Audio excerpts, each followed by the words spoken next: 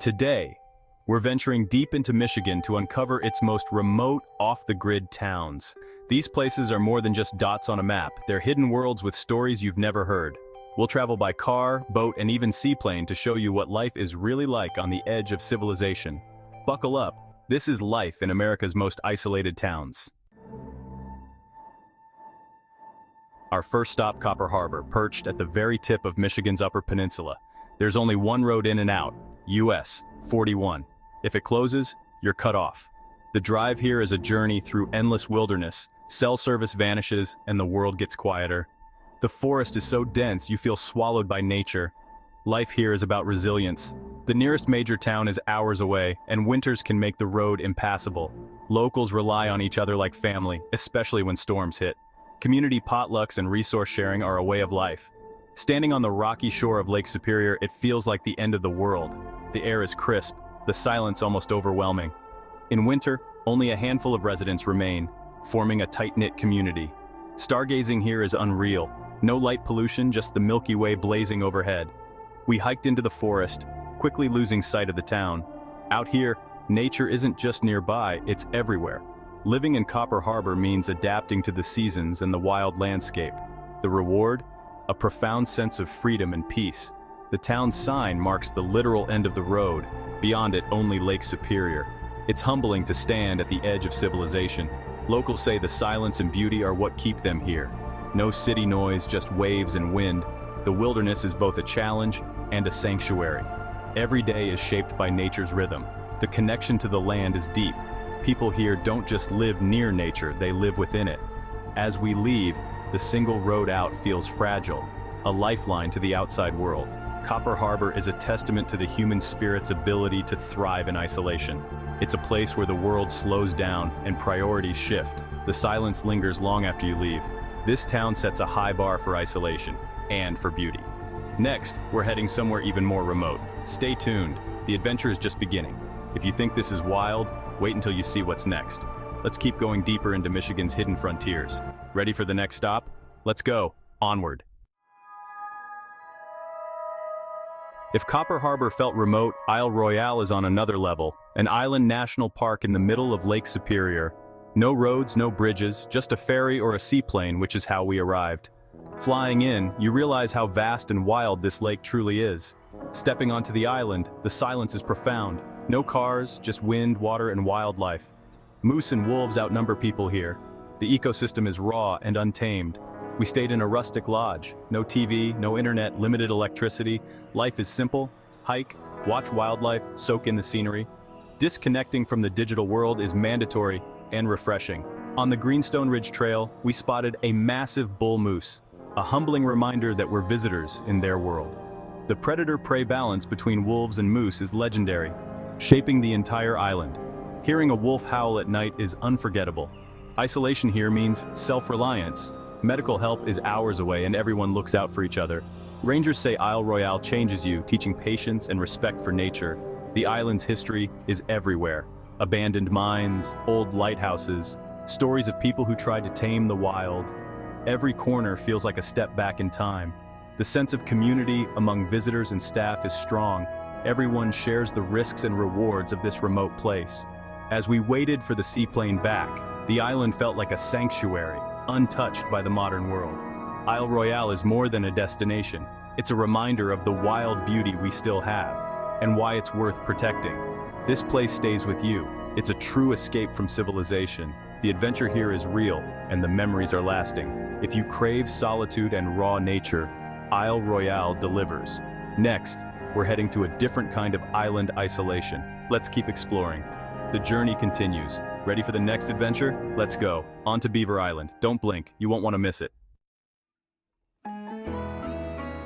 Now, we're off to Beaver Island, the most remote inhabited island in Lake Michigan. A 2-hour ferry ride from the mainland, and you're in a world with its own rules and history. Once ruled by a self-proclaimed king, the island's independent spirit still thrives. The main town, St. James, feels like a lost New England village, charming but tough. Only about 600 people live here year-round, braving long winters and isolation. Beyond town, the island is wild. 55 square miles of forest, lakes, and sandy roads. Solitude is everywhere. Neighbors are miles apart. Life moves at island time. Slow, patient, dictated by the ferry and the weather. If the ferry can't run, you wait. Patience is a way of life. The island's Irish heritage is strong. Pubs, music, and stories echo old Ireland. Community is everything. If your car breaks down, the next person always stops to help. They have their own school, medical center, and power plant. Self-sufficiency is essential. At the southern tip, the historic Beaver Head Lighthouse stands guard over the vast lake. Imagine lighthouse keepers, isolated for months, guiding ships through treacherous waters. The island's natural beauty is stunning. Hidden beaches, turquoise water, untouched forests. Getting here isn't easy, but that's what keeps it special. In winter, the lake freezes, the ferry stops, and only small planes connect the island, if the weather allows. Residents stock up for months, relying on each other for support and community. Cabin fever is real, but so is the sense of belonging. Leaving Beaver Island, you respect the people who choose this life. Isolated but deeply connected, it's not just an island, it's a world apart, thriving against the odds. Next, we head inland for a different kind of isolation. The adventure isn't over yet. Let's see what Michigan's wild heart looks like. Ready for Seney? Let's go. The journey continues. Onward! Deep in Michigan's Upper Peninsula lies Seney, a tiny town surrounded by nearly 100,000 acres of wild refuge.